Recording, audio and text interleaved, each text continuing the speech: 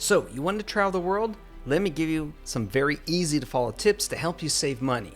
First of all, we're going to try and take a trip from Phoenix to Tokyo. Why? Because this fall, I was kind of hoping to do that, but I'm going to go to Italy instead. Anyhow, let's take a look. On Priceline, from Phoenix to Tokyo, let's see, 2 stops, Air Canada with short layovers, we'll take it, $1,165. Now let's see where we can save that kind of money. I went to Starbucks recently and checked out the prices, and I got some sort of grande cold brew thing for $5.75. Okay, so let's say you're a regular Starbucks customer. You go there 5 days a week, and let's say for 50 weeks a year. So that's going to come out to $1,437.50. We just paid for a round-trip plane ticket to Japan. Oh boy, okay, so we've got that, but of course we're going to need a little bit of spending money. Now right now we're already $272 ahead. Let's see what else we can save on. Hotels, let's stay in Tokyo. Now the center of Tokyo, it's kind of expensive, so we're going to stay a little bit on the outskirts, but don't worry, transportation is generally easy to use and is in English. So we're talking about $720 we're looking at for a week here in Tokyo. So something I just did is, I just canceled my Disney bundle. Why? Well, hockey season's over, and I figured I can, once The Mandalorian wraps up its next season, I can turn it on for a couple weeks and then turn it off. Anyhow, that's going to save me $155 a year. What about eating out? If you're somebody who eats out maybe 3 times a week for 50 weeks, let's say $15 a meal, that comes out to $2,250 you could be saving. So we're up to a savings now of $2,677. So after the booking a room, we're still ahead by $1,957. Need some more spending money.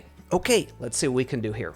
Let's focus on maybe using a half a tank of gas less each month. Now, according to J.G. Power & Associates, the average gas tank size in the United States is 13 gallons. So we're going to attempt to save 6.5 gallons. So how can we do this? Well, you can plan your trips so that you're not making extra unnecessary trips. Maybe accelerate and brake a little bit more responsibly. And of course, maybe drive during low traffic periods so you're not stuck at too many traffic lights. Anyhow, right now in Phoenix, it is $4.99 per gallon. That comes out to a savings of $389 per year.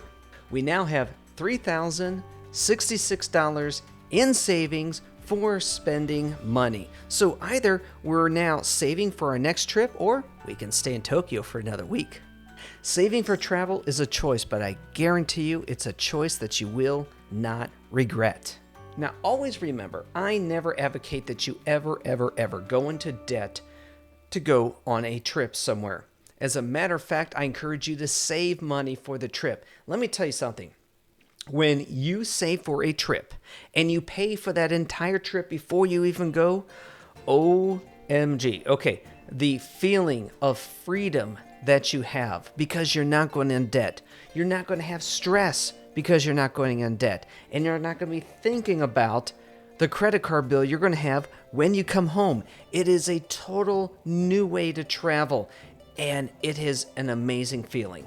On a personal note, I do recommend you stay in Tokyo for the 2 weeks, or at least stay in Japan for 2 weeks. Why?